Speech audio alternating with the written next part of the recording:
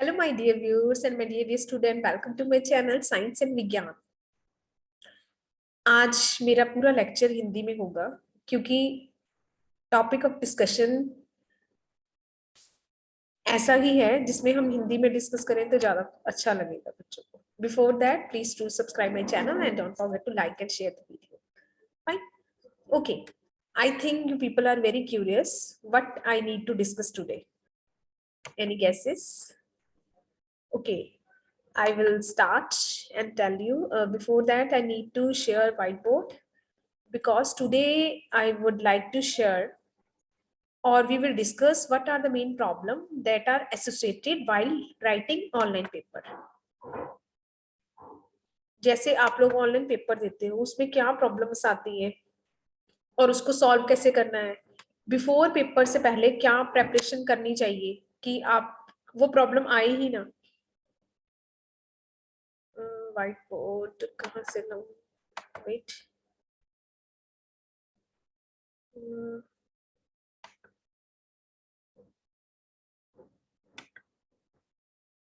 Okay, ये आ गया। I think white board सबको नजर आ रहा है। okay. हम आज क्या डिस्कस करेंगे? Problems associated during online class. ठीक है, सबसे पहले मेन प्रॉब्लम क्या है? Time management. क्यों मैं डिस्कस करना चाहती हूँ? क्योंकि अब फिर ऑनलाइन पेपर स्टार्ट हो रहे हैं, बच्चों को मेन प्रॉब्लम यही आती है। अदरवाइज तो आपने बुक से ही लिखना है, आपको पता है book is provided to you, it is all about OBT only, open book test होता है, बट आपने बुक में से क्वेश्चन को रीड करके लिखना है। तो सबसे बड़ी प्रॉब्लम क्या है? Time management. क्योंकि इसमें आपको क्या मिलते हैं? 2 आवर्स, आपको 2 घंटे मिलते हैं रादर देन 3। और बच्चे करते क्या है? जल्दबाजी में इतनी गंदी हैंडराइटिंग लिखते हैं कि टीचर को समझ ही नहीं आता। और आपके अकॉर्डिंग तो आपने बहुत सही लिखा है, बट टीचर को अगर समझ ही नहीं आया वो नंबर कहाँ से देगा? और क्या? वेरी बैड हैंडराइटिंग, पुअर भी नहीं लिख सकते, बैड हैंडराइटिंग। ये है मेन 2 प्रॉब्लम। एक तो 2 आवर्स है, उसमें टाइम मैनेजमेंट ही नहीं होता, और सेकंड है बैड हैंडराइटिंग। और थर्ड प्रॉब्लम क्या है? Poor reading skill. अब ये रीडिंग स्किल्स क्या है? रीडिंग स्किल है कि आप लोग क्वेश्चन को रीड ही नहीं करते।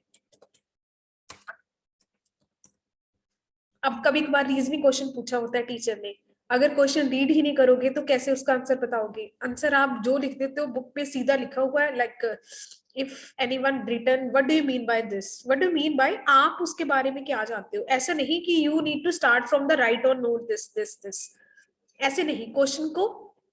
And it is my advice, please read at least twice. Question को 2 बार पढ़ो, आंसर उसी के अंदर है। ठीक है, जल्दबाजी नहीं करनी, हफड़ा दफड़ी में ये नहीं कुछ छोड़ दिया कुछ ये कर दिया, और सीक्वेंस में लिखना है, सीक्वेंस फॉलो करना है।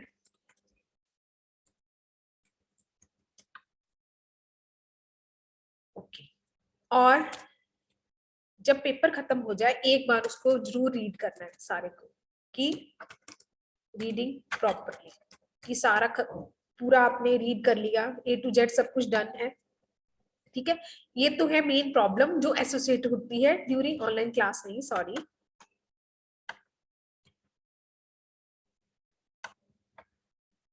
Online paper. इरेजर, ये इरेजर दोबारा लिख देते हैं। Problem associated during online examination.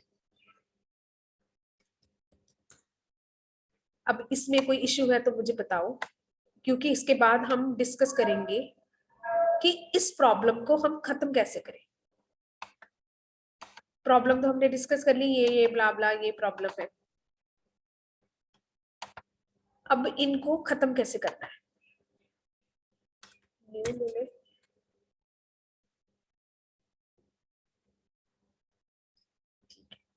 अब इनके सॉल्यूशन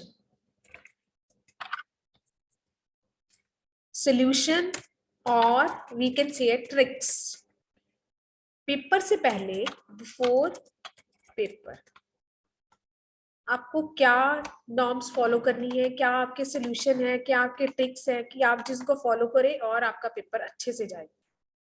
ठीक है, यहाँ स्टार्ट करते हैं। फर्स्ट यही लिखते हैं, ठीक है। ये नया भी व्हाइट बोर्ड,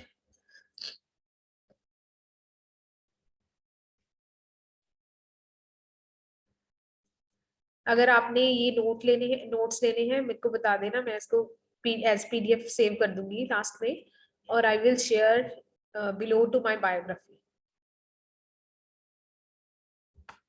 और you can reach me through Instagram और द Facebook। अगर आपको कैसे भी नोट्स चाहिए, drop email ID into the chat box, I will contact you through that. Okay, what are the main solution? अब solution क्या है? First, books availability,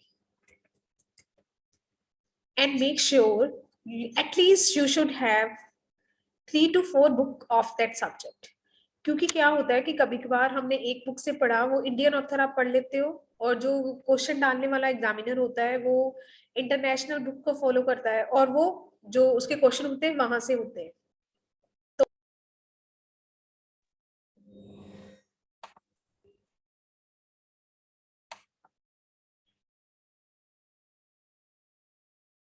okay, now we discuss, problem होगी done.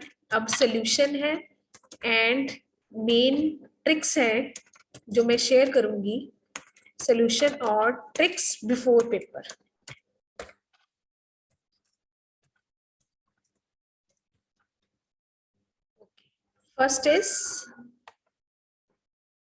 first one, most important, books availability. Make sure you should have 2 to 3 books, और if आपको e books मिलती है तो अपने टीचर से अरेंज कर लो, या नेट पे मिलती है pdf.com से, वहां से डाउनलोड कर लो। पहले ही बिफोर पेपर आप अरेंजमेंट कर लो, ये नहीं पेपर के दिन क्वेश्चन देख के फिर आप सर्च कर रहे हो, गूगल पे जा रहे हो, वहां जा रहे हो, वो जा रहे हो। और पेपर से पहले क्वेश्चन बैंक चेक जरूर करो, देख लो ऑनलाइन, जैसे लास्ट टाइम भी ऑनलाइन ओबीटी हुआ था, उसमें कैसे क्वेश्चन आ रहे थे, पैटर्न क्या था उनका, पैटर्न देखो, उनकी टाइप्स देखो कैसे सी रीजनिंग क्वेश्चन आते हैं, उसका पैटर्न चेक करो, और आंसर कैसे लिखोगे थी उसकी प्रैक्टिस करो। Third is practice. अब मैं प्रैक्टिस क्यों बोल रही हूँ, जैसे मैंने बोला जो प्रॉब्लम में था उसमें था कि बैड हैंड राइटिंग करते हो आप। अब बैड हैंड राइटिंग को सुधारोगे कैसे? प्रैक्टिस से सुधारोगे।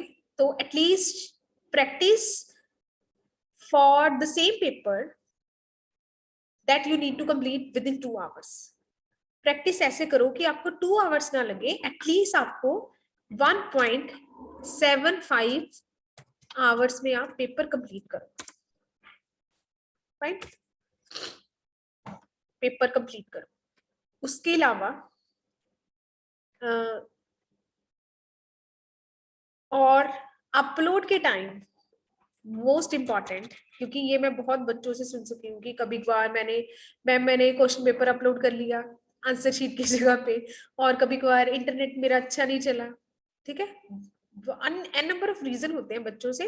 बट आप लोग ये नहीं सोचते कि अगर कोई प्रॉब्लम है उसको हम सॉल्व कैसे कर सकते हैं। सॉल्व भी तो हम कर ही सकते हैं, कि वो हमारे एंड पे ही है, हम उसको कैसे सॉल्व करें। ठीक है, हमेशा प्रॉब्लम को मत देखो, उसके सोल्यूशन को देखो कि हम उसको कैसे उसके सोल्यूशन निकाल सकते हैं, उस प्रॉब्लम से बाहर निकल सकते हैं। ठीक है, अपलोड टाइमली एंड अगर आपको वेबसाइट पे अपलोड नहीं हो पा रहा पेपर, इंश्योर करो ईमेल आईडी भेज के, ईमेल टू द ऑफिशियल। अगर फर्स्ट तो आपकी रिक्वायरमेंट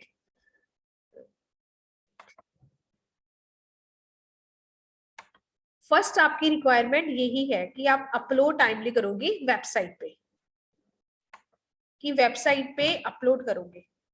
अगर नहीं हुआ वेबसाइट पे अपलोड तो ईमेल करो, उस पे रीजन लिखो कि ये रीजन है मेरा अपलोड नहीं हो पा रहा टाइमली। ठीक है, उसमें रीजन लिखो और सब कुछ टाइमली करो, never in Hari. Like exam के दिन डोंट पैनिक। आपको आता है पेपर, आपको पता है, बट टीचर को कैसे पता लगेगा आपको आता है? लिखना इस ढंग से है कि each and everything in sequence and serial number should be followed. Fine, that should be followed, each and everything should be followed. Write down if like अगर आपके पास टाइम ज्यादा नहीं है तो क्वेश्चन लिखने की जरूरत नहीं है, बट क्वेश्चन नंबर डालो, सेक्शन डालो। कभी कभार आप जल्दबाजी में क्या करते हो, सेक्शन ही गलत डाल देते हो।